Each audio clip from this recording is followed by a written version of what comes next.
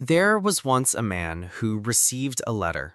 He did not open it on the day it arrived. He set it on the table and told himself he would read it when he was ready, when the moment was right, when life had settled a little and he had the time to give it the attention it deserved. A week passed, then a month, then a year. He moved the letter from the table to the drawer, from the drawer to a box in the closet. He thought about it sometimes, usually late at night, with a vague sense that something important was waiting for him, but the feeling always passed by morning. He lived a full life. He was busy. He helped people. He went to church. He prayed. He never opened the letter. When he died, his children found it in the box. They opened it, read it, and wept, not from grief, from recognition. The letter had contained everything he had spent his whole life looking for. That story is not a parable about letters. It is a parable about you and about the thing God placed inside you before you were born that you have been postponing, rationalizing, and quietly burying under the weight of not feeling ready. This video is about that thing, what it is, where it comes from, and why the longer you wait to develop it, the more it costs you and everyone who was supposed to receive what it produces. There is a particular confusion that has settled quietly into Christian thinking. It goes something like this. Gifts are supernatural occurrences. They arrive dramatically. You feel them. You know without a doubt when the calling has come. And until you have that certainty, the responsible thing is to wait. This idea sounds humble, it sounds reverent, but it has more in common with fear than with faith. Think about how many people you know who have been waiting to feel called for years, waiting for clarity before they start, waiting for affirmation before they commit, waiting for the door to open before they step toward it. And in the meantime, the gift inside them sits largely untouched, growing dusty while they stay busy with everything except the one thing they were built to do.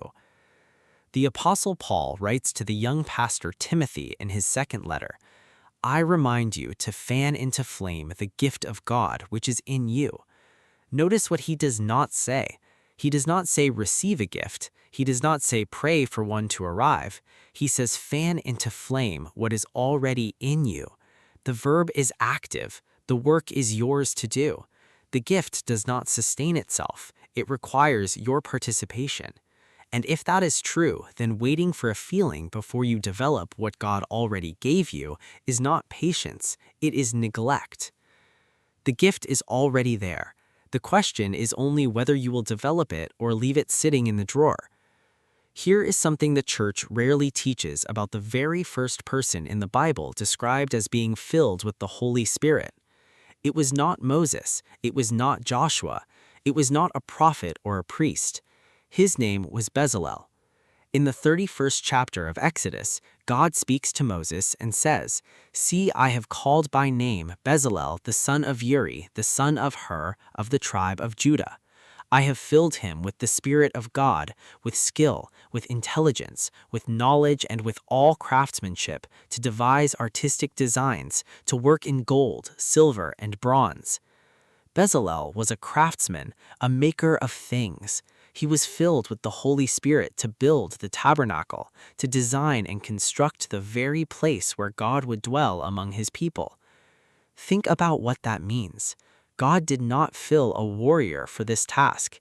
He did not fill a prophet or a teacher. He filled an artisan, a man who worked with his hands.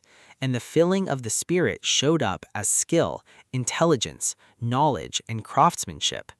This is not a secondary anointing. This is the first recorded filling of the Holy Spirit in all of Scripture, and it was given to a man to make something beautiful for God. There is a second figure worth considering alongside Bezalel. His name appears much later in the 25th chapter of Matthew. He is a servant who received 5 talents from his master before the master left on a long journey. A talent in those times was not a small thing. 1 talent represented roughly 20 years of a common worker's wages. 5 talents was a lifetime of earnings placed into one man's hands. The servant did not store it. He did not protect it.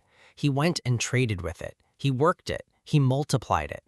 When the master returned, the servant brought back 10 talents where there had been 5. The master's response was not simply praise, it was promotion. Well done, good and faithful servant. You have been faithful over a little. I will set you over much. The servant who buried his 1 talent received a different word entirely, not a gentle correction, a verdict. You wicked and slothful servant. Wicked and slothful. Not careful, not cautious, wicked. The pattern across both stories is the same. What God gives is given to be developed, deployed, and multiplied. Bezalel did not sit in the camp waiting to feel ready to build. He built. The faithful servant did not protect the gift by hiding it. He worked it. The gift was never meant to remain at its original size. So what does this mean for you today with the life you are actually living? You have a gift. You know it is there. You have probably known for a long time. It might be the ability to teach, to build, to lead, to create, to counsel, to solve, to write. It may not feel dramatic. It may feel ordinary. That is fine. Bezalel was a craftsman in a desert camp. Ordinary setting, extraordinary assignment. The question is what you have done with that gift in the last 12 months. Has it grown? Have you invested time in sharpening it? Have you put it in front of people who need it, even when you did not feel polished enough? Or has it mostly stayed in the drawer, waiting for a season that feels more convenient? There are people right now who are waiting for what your gift produces, not the perfected version, the current version, the thing you can do today imperfectly that they cannot do at all. The gap between where your gift is and where it could be is not a gap of calling, it is a gap of development. No one is coming to close that gap for you, not a mentor, not a feeling, not a moment of divine confirmation. The gap closes 1 hour at a time through the unglamorous work of practice, study, and deployment. What are you doing with what He gave you?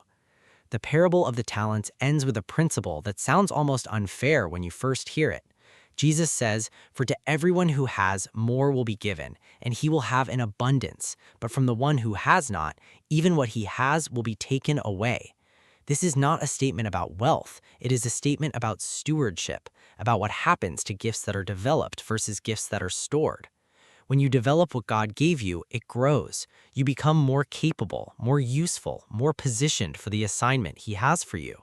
When you leave it untouched, it does not simply remain as it was, it atrophies. Skills unused become skills forgotten. The clarity you once had about your gifting begins to fade. This is not punishment, it is simply how the principle works. The invitation here is not complicated. Pick up the gift. Not next month, not when you feel ready.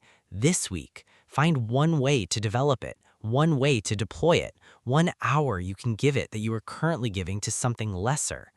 You do not need a sign, you do not need permission, you already have both. The Spirit who filled Bezalel with skill, intelligence, and craftsmanship is the same Spirit living inside you. That same anointing was not reserved for the tabernacle builders of the ancient world.